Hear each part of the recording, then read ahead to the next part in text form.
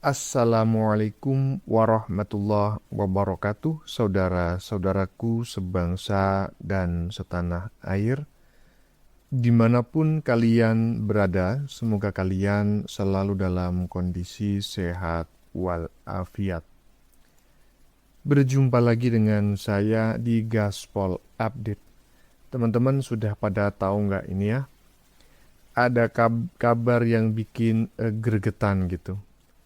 Yaitu bukannya sadar atau malah bertaubat ya.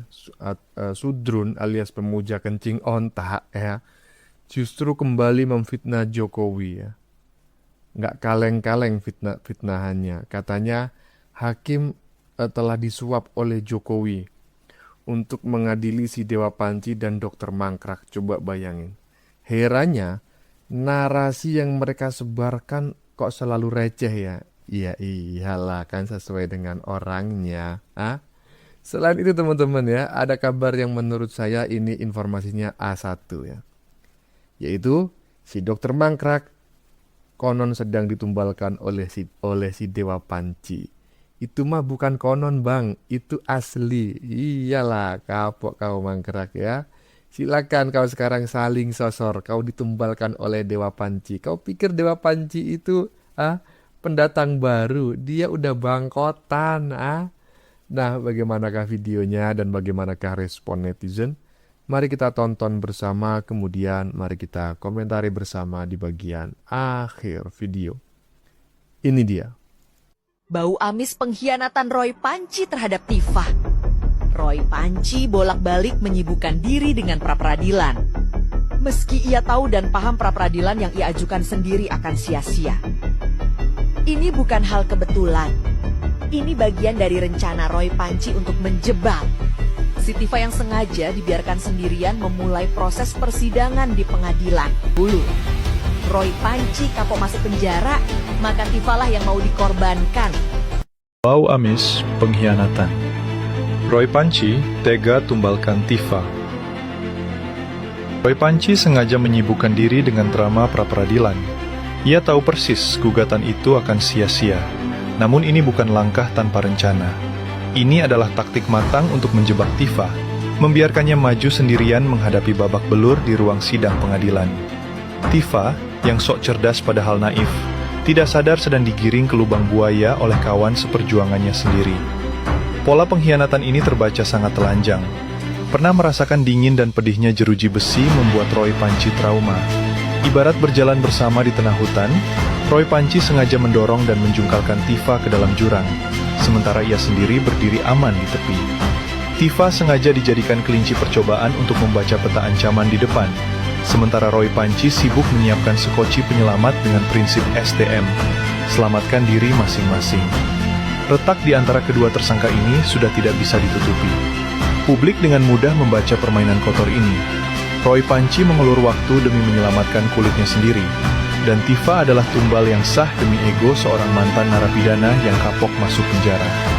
Siapa kawan? Siapa lawan? Yang jelas, Roy Panci emoh masuk penjara lagi, dan Tifa lah yang harus menanggung akibat. Tuh, bau amis pengkhianatan si Dewa Panci ya. Iyalah, mengajukan pra-peradilan, ditolak mengajukan pra-peradilan yang kedua, dikabulkan sebagian, nggak semuanya ya. Nggak tahu habis ini mengajukan apa lagi untuk mengulur-ulur waktu agar dirinya tidak disidang ya. Saya tidak tahu siapa yang membuat konten yang baru saja kita saksikan teman-teman ya, tetapi menurut saya informasi yang dia sampaikan ya A1 kurang sedikit lah gitu ya. Jadi ya cukup valid menurut saya. Karena memang ada indikasi si Dokter Mangkrak ini sedang ditumbalkan oleh si Dewa Panci ya agar menjalani hukum sendirian sekaligus mengintip kira-kira jalannya persidangannya bagaimana ya, sambil si Dewa Panci mempersiapkan ya pembelaan. Kurang ajar emang ya, tapi nggak sadar itu si Dokter Mangkrak. Lanjut.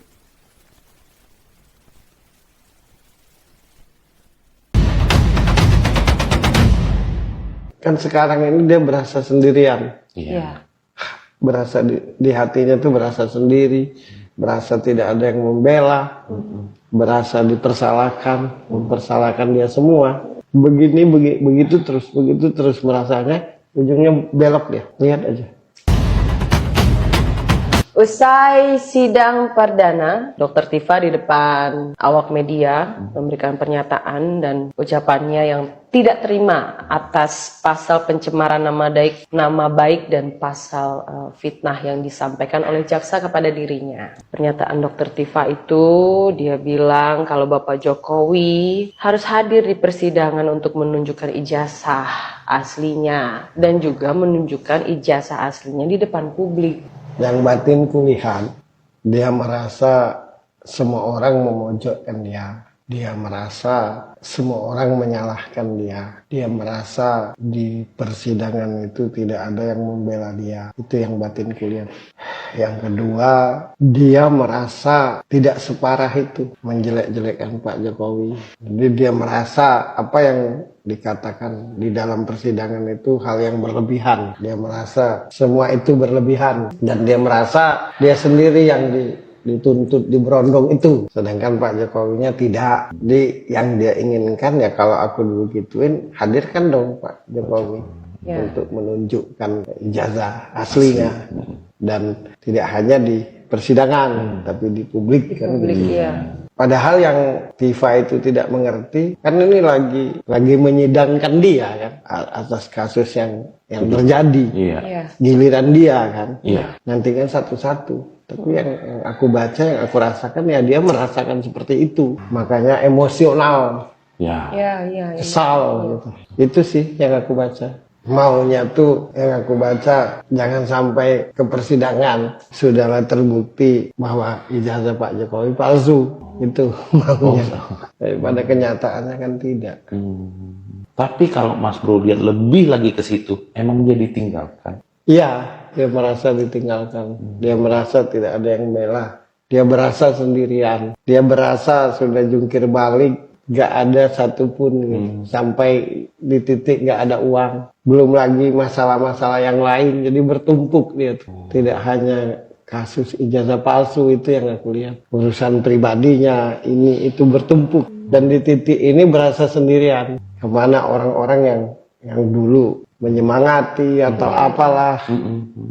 Emosinya tuh karena itu. Nah, ini ya ini apa namanya ya, setali tiga uang lah dengan video sebelumnya yang sudah kita saksikan. Jadi memang ada indikasi si dokter Mangkrak ini dibiarin ya, ditinggalkan sendirian menjalani proses hukum ya, sementara kawan-kawannya ya si Dewa Panci malah mengajukan pra peradilan. Ini saya mencurigai bahwa Dewa Panci mengajukan pra peradilan itu tidak berkoordinasi dengan si dokter Mangkrak. Karena kalau berkoordinasi, saya yakin mereka berdua akan mengajukan pra peradilan bersamaan. Tapi si Dewa Panci sengaja mengajukan pra peradilan sendiri, bahkan sampai 2 kali. Agar apa? Agar si dokter Mangkrak disidang duluan. Kalau sama-sama mengajukan pra peradilan, maka sama-sama akan ditunda persidangannya. Nah, iya. Dan menurut paranormal mata batin barusan, nanti si dokter Mangkrak ini akan balik kanan dan minta restoratif justice. Gimana menurut teman-teman? Lanjut.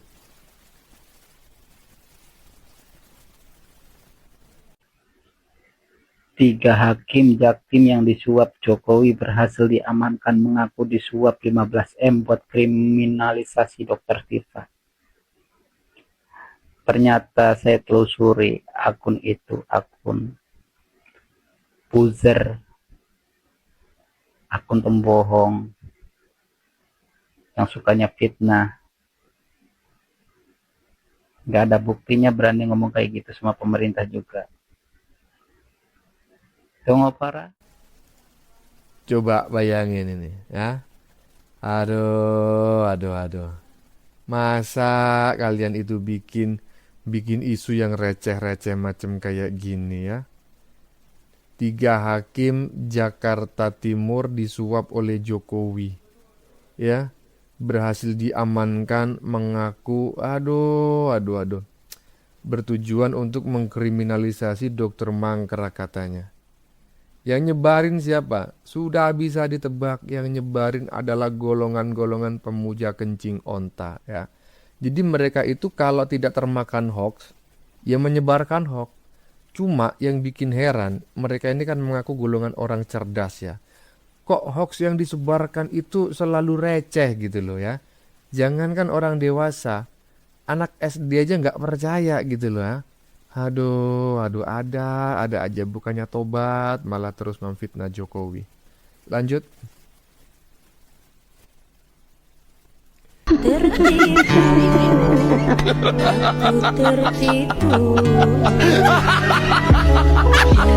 Iyalah, tertipu, tertipu.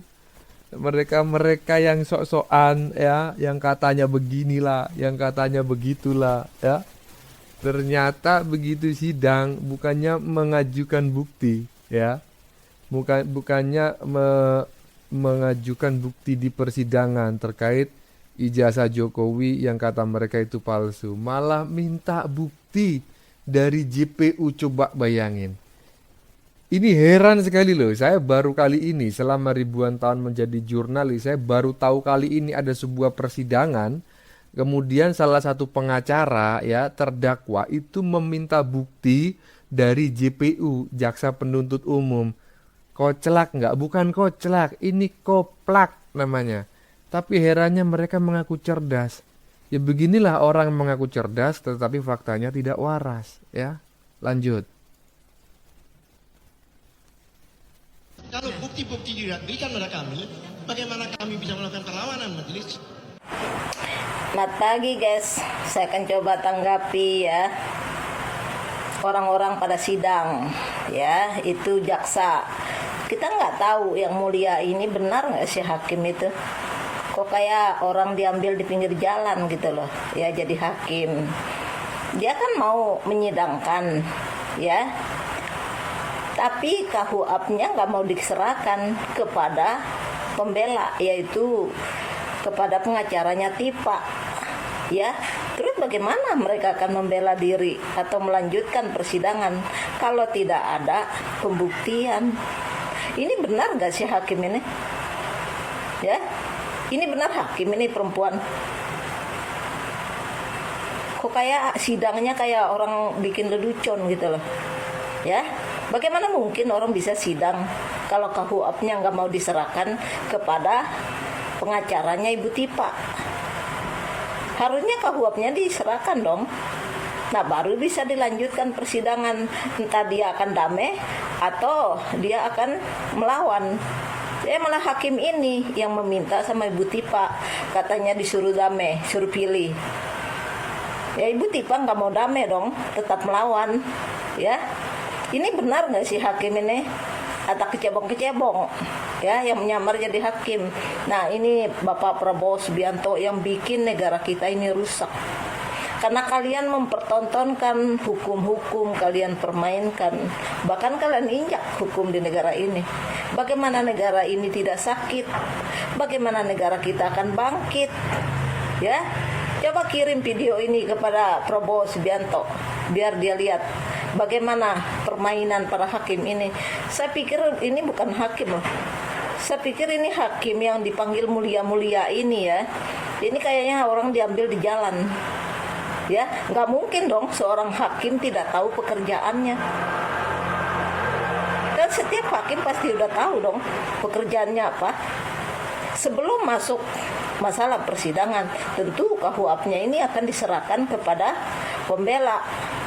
Ini malah penuntut umumnya tok yang dibelain, yang disuruh bicara, sementara pembelaan ini dihentikan untuk bicara. Ya, ini kecebong ya. Apa kecebong yang jadi itu, yang jadi hakimnya? Penyakit banget kamu. Ya. Ini kalau hakim itu harusnya jangan diambil di jalan loh. Apalagi diambil di gorong-gorong. Ya, sudah pasti nggak benar. Kalian mempertontonkan, mempermainkan hukum di depan kami rakyat.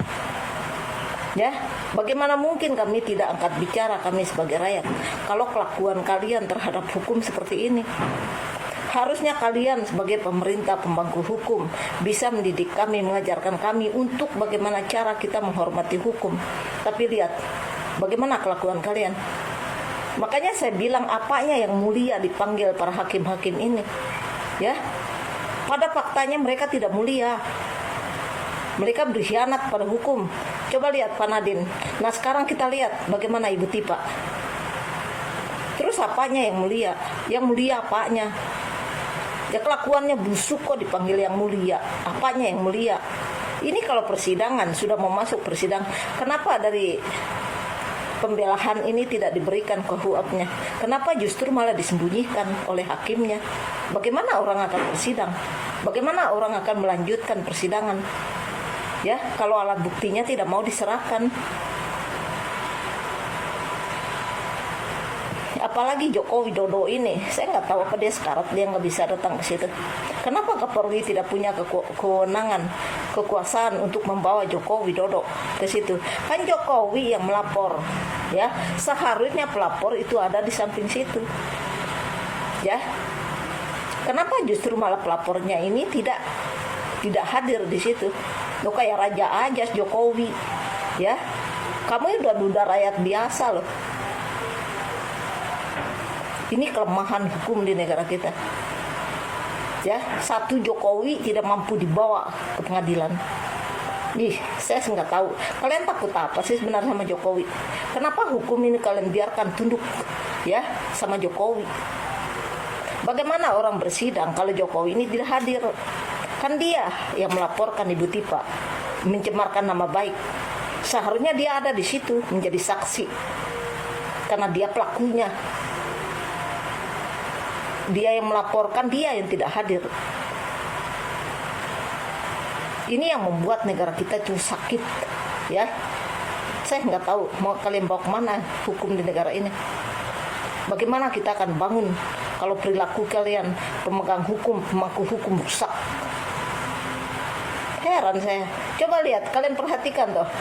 Cara bagaimana si hakim perempuan ini. Saya nggak tahu, benar sih nggak si hakim. Kok ada hakim nggak tahu pekerjaannya? Bagaimana dia jadi hakim seperti itu?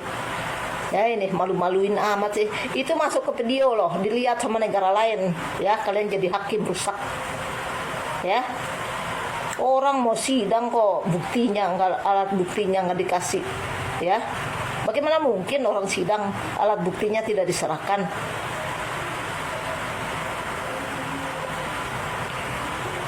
Ini pasti kecebong tuh, nyamar bagi hakim tuh, ya. Kemarin bersumpah katanya kami tidak berpihak pada siapapun, tidak ke sini, nggak pakai uang haram, nggak pakai uang haram, tapi kelakuan kamu itu loh, ya. Kalau nggak mau jadi mampu jadi hakim, nggak usah berdiri situ, ya. Malah bikin rusak negara. Belum lanjut itu persidangan, ya otak udah licik aja tuh di situ, ya. Kenapa sih kalian para pemangku hukum ini tidak bisa memberi contoh yang baik kepada rakyat? Kalian yang mengatur hukum, kalian juga yang rusakin, ya. Bejat orang kalau pengkhianat hukum, ngerti nggak? Ya. Bagaimana orang ke sidang, ya? Saya bangga banget tuh Tipa mengatakan dia tidak akan menyerah, ya. Seharusnya seperti itu, paksakan Jokowi untuk hadir di situ, ya. Harusnya Tipa ini harus menekankan bahwa Jokowi harus hadir di persidangan itu, ya. Jangan banyak alasan, ya si borok, banyak alasan banget kamu, ya. Ini Jokowi menganggap dirinya siapa sih? Menganggap diri kamu apa sih, ya? Kamu loh yang menuduh orang, kamu yang melapor orang, menuduh merusak nama baik. Loh kamu sendiri nggak mau hadir di situ. Itu yang merusak nama baik itu yang mana? Udah jasanya nggak ada, orangnya nggak hadir, ya. Tuh semua tuh para pengacara untuk mencocor tok mulutnya besar, ya. Harusnya Jokowi kamu hadir loh. Emang kamu siapa sih? Ya, kamu kan cuma mantan presiden. Kamu udah jadi rakyat biasa. Ya, Kapolri nggak punya tenaga bawa kamu ke situ.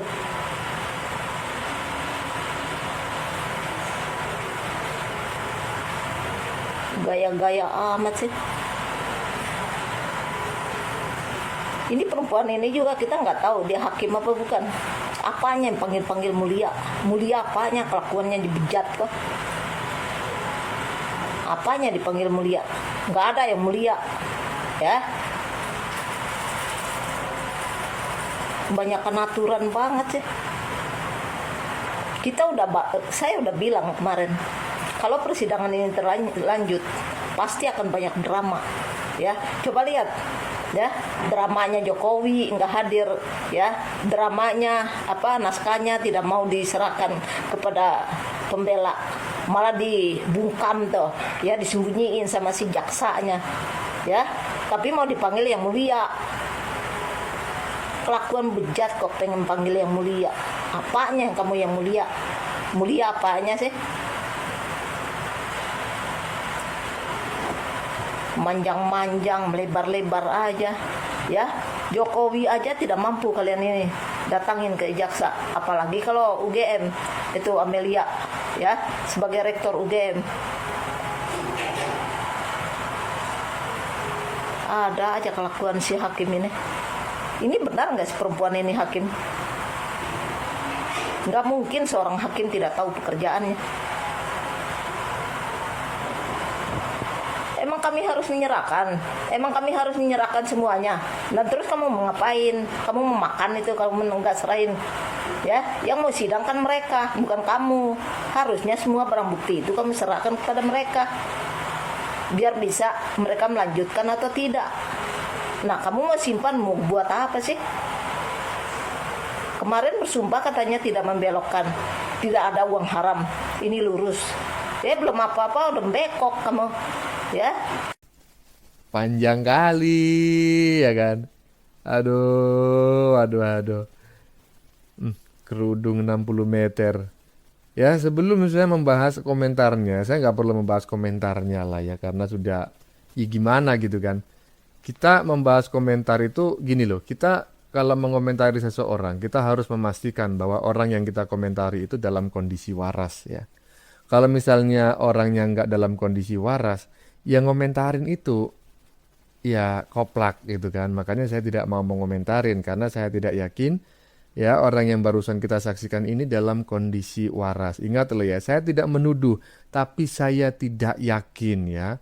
Yang saya ketahui ya hanya yang bersangkutan ini menggunakan kerudung cap terpal begitu ya, yaitu kerudung dengan lebar 60 meter. Nggak masalah itu pilihannya. Ya cuma mungkin karena keberatan kerudung, jadi pola pikirnya ya macam kayak gitulah ya. Sekali lagi, saya tidak menghina siapapun dan tidak menghina apapun, tetapi tolong ditandai siapa tahu teman-teman ingin melihat wajah-wajah orang yang nanti akan menghuni neraka itu ciri-cirinya apa ya. Mungkin video barusan bisa dijadikan referensi. Saya nggak menuduh loh ya, saya cuma ya begitulah pokoknya. Lanjut.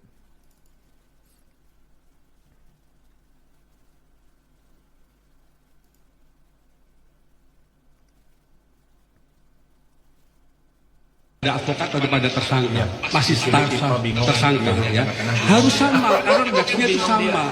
Kalau tidak sama berarti ada diskriminasi dari penuntut umum kepada pihak tersangka.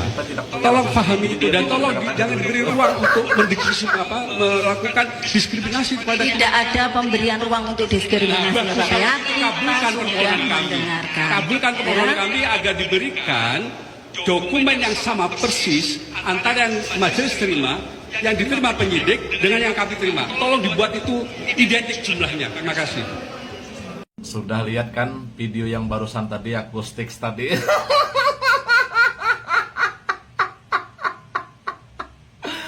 Lihat kan bagaimana Tifa duduk di tengah-tengah situ seperti orang kebingungan kiri kanan.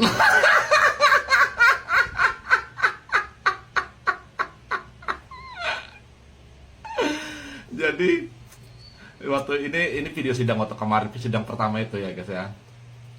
Jadi waktu setelah jaksa penuntut membacakan apa segala tuntutannya terhadap Tifa, kemudian Tifa berkoordinasi dengan tim alpukat atau lewernya itu. Nah kemudian kembali lagi Tifa duduk dengan tegas, dia menyatakan dia melawan katanya.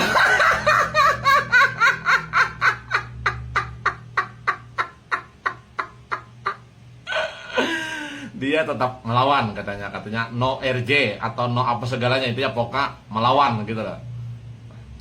Tapi setelah itu Tifa bengong sendiri duduk di tengah-tengah situ, kiri kanan.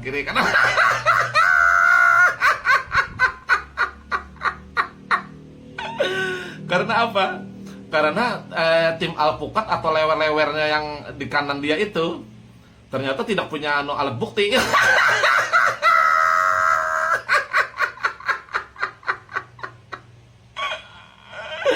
Jadi dengarkan tadi itu di video tadi, katanya dia minta salinan BAP beserta berkas bukti yang identik katanya. Kan bego.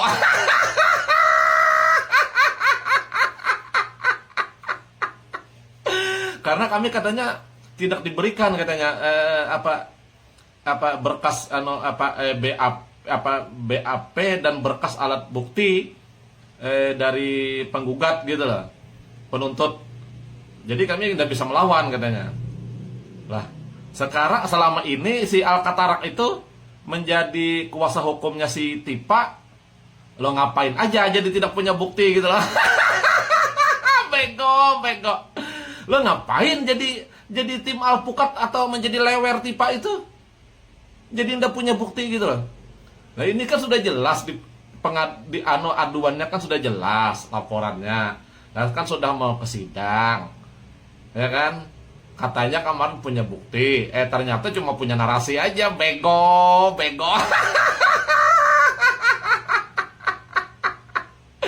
Ujung-ujungnya apa? Minta berkas BAP, salinan BAP beserta berkas barang bukti yang identik. Kan bego. Berarti tidak punya bukti dong, ya kan? Jelas nih. Akhirnya bingung sendiri kan si Tifa. Katanya melawan tapi tak punya bukti. Tidak bisa. Emang dikira di persidangan tuh hanya dengan ibaratkan tuh adu narasi doang, adu narasi, adu opini. Hanya dengan bukti ini yang perinan itu.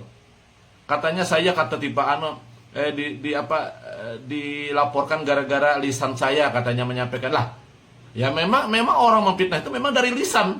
Nggak ada orang bisu bisa memfitnah, bego.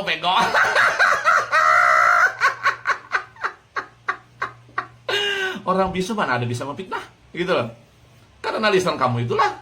Ya aku yang bingung itu si lewernya itu loh, yang tim alpukatnya itu loh, yang si Alkatarak itu loh. Kenapa jadi bingung gitu loh? Jadi selama ini jadi kuasa hukumnya si Tifa yang bego itu ngapain aja gitu loh. Jadi sampai di persidangan terus ndak punya alat bukti berkas-berkasnya gitu loh, kan bego.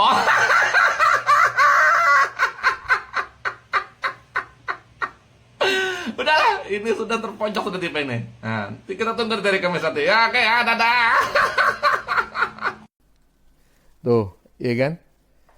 Dari 5 orang yang misalnya ditanya, pasti kelima-limanya akan berpendapat sama dengan Mas Ian Jibril atau dengan para termul yang merasa tertipu begitu ya. Tertipu dipikirnya mereka dalam persidangan akan menunjukkan bukti. Lah mereka malah meminta bukti, coba bayangin ya.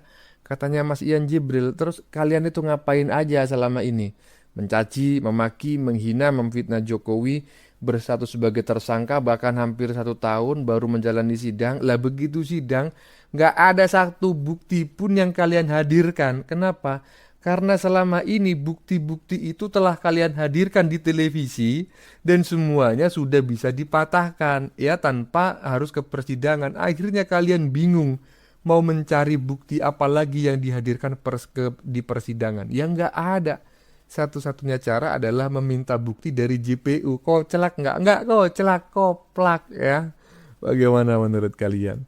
Keputusan ada di tangan Anda. Silakan tulis pendapat Anda di kolom komentar, baik Anda yang setuju maupun yang tidak setuju dengan isi konten ini. Sebelumnya saya memohon maaf yang sebesar-besarnya jika dalam penyajian konten ini ada kata-kata yang menyinggung, kurang tepat penggunaannya, atau ada data yang dianggap keliru atau salah. Saya memohon maaf yang sebesar-besarnya. Kita jumpa lagi di lain video. Salam NKRI.